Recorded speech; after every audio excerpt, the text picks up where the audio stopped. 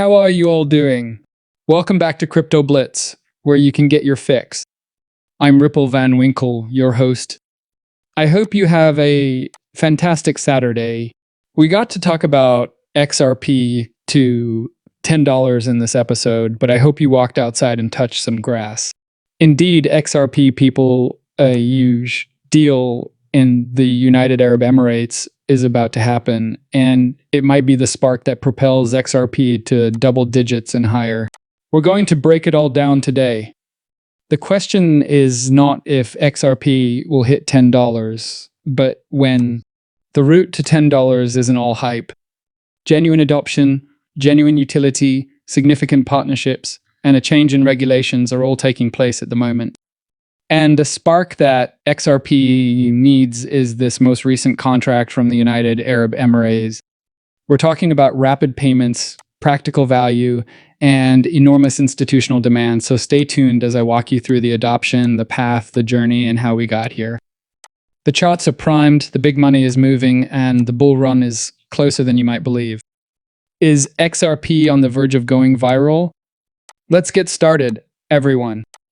Bitcoin is currently up 1.89% during the last day at $84,356,000.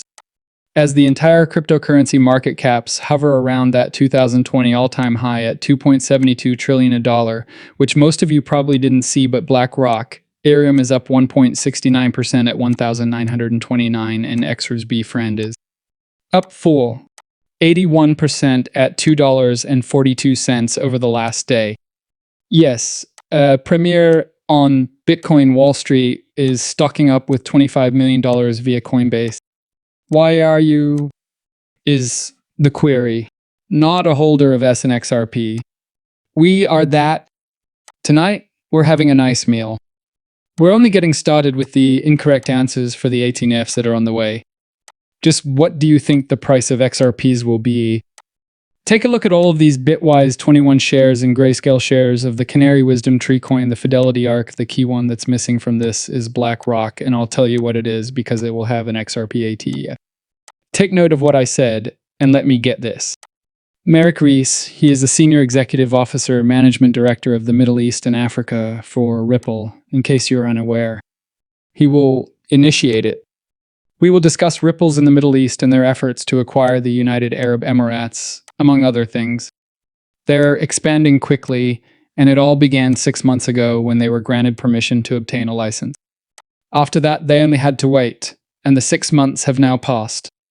I think we'll refer to it as a small test phase. They did, however, obtain the entire license. Now, listen.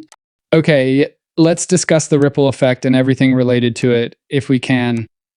Ripple is the top supplier of financial services digital asset infrastructure. This region of the earth is not unfamiliar.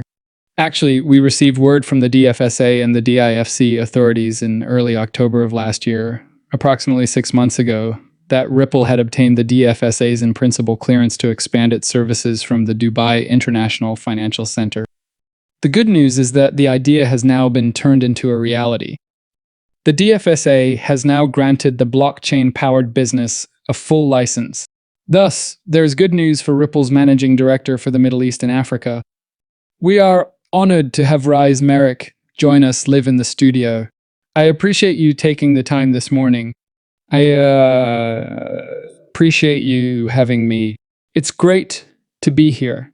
Indeed, congrats on meeting all of the DFSA and DIFC requirements. What does this entail for you and the Ripple team? You see, this is basically the first. It's quite exciting that we are the first blockchain-powered cross-border payment service with complete regulatory approval to operate in the area. The proactive measures this region is taking to enable innovation to thrive are unquestionably proof of this. What does that mean then? As a result, we can help financial institutions, payment service providers, exchange houses, and other corporations employ blockchain and cryptocurrency for cross-border settlement. Additionally, we see a great deal of interest there because it is one of the largest centers for cross-border settlement. Race, you said it. The hub words are us. How frequently do we currently use it to attempt to purchase long-term contracts as a hub for tourism and aviation for these 100 financial services? A blockchain hub, at the moment, we are definitely witnessing the United Arab Emirates in Dubai. I believe you are aware of the numerous developments in this area's regulation, which primarily it enables companies, both global and local startups, to function and develop goods with clarity. That really lacking in, thus, this is where it will begin. Why rules? You just heard from Reese that due to the regulatory certainty they possess, this is where they can begin and get going. Recall that they applied for the license 6 months ago. They received approval for their air quotations, but they had to wait 6 months to receive their full license, which they currently possess, allowing them to essentially accomplish everything they desire. This is the article discussing it. The DFSA granted Ripple complete regulatory approval. That was done in October by the Financial Services Authority.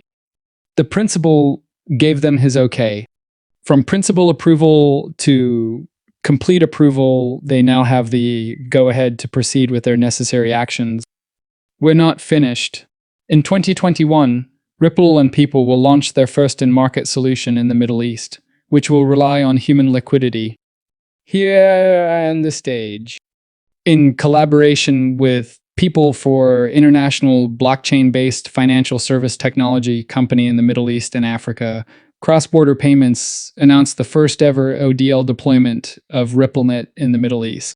Discusses how the collaboration will facilitate the flow of funds, reduce expenses, expedite transactions, and lower prices throughout the MENA and PCE regions. Then you're off. Using XRP Ripple addresses the $78 billion Middle Eastern remittance market. This occurred roughly 4 years ago. The Middle East's $78 billion remittance sector was addressed. As a result of their collaboration with individuals, Ripple was granted a full license there in 2017. People, you have to connect the dots. This is still relevant, so you have to take a moment to go back in time and see what has transpired, particularly now that the license has been obtained. The first bank in the Middle East to use RippleNet for international payments was the National Bank of Abu Dhabi. It's likely that many individuals overlooked this. Not me, anyway. This is Brad Garlinghouse discussing the announcement of Ripple's on-demand liquidity solution Live in the Middle East. The Philippines, so for their remittance traffic, these communities have historically paid extremely high costs. And bringing those down is our main goal. One of our fastest growing regions has been the Middle East. Here in the Middle East, our fastest growing region, we have seen a 5x increase in network activity for Ripple-enabled payments year after year. And since it is such a focal point, as you said, I believe it is really just getting started. What aspects of the adoption of different cryptocurrencies in the past few months caught your attention? Our rally is quite remarkable. Bitcoin has returned, but it has infiltrated the broader cryptocurrency market. What conclusions would you draw from that? Well, I adopt a long-term macro perspective. It's evident that we began with cryptocurrency as a fringe and edge case about 10 years ago, and that it has since grown mainstream. Globally, the number of cryptocurrency holders is still increasing at an extremely rapid pace. And others who think that we can actually employ these technologies to our advantage. Brad discusses